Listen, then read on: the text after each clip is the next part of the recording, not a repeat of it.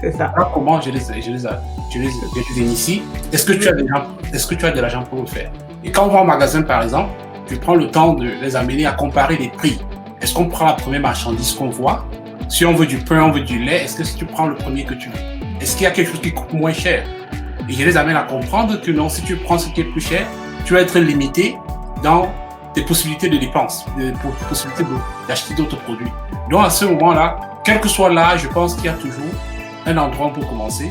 Et puis, même déjà pour ma fille qui est l'aînée, qui a 10 ans, bon, je suis par exemple je donne des formations sur comment investir sur le marché boursier.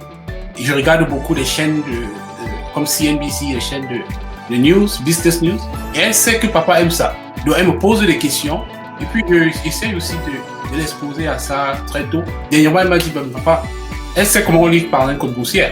Elle m'a dit, papa, il y a Etsy qui m'intéresse. Donc c'est comme ça que je lui ai acheté des actions.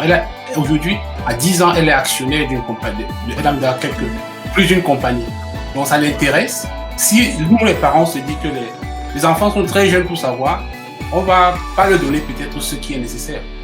Donc, c'est ce que je voulais dire à ce niveau. En ce qui concerne le compte régime enregistré d'épargne études, pour tous les parents, je dirais que ça, il faut le faire.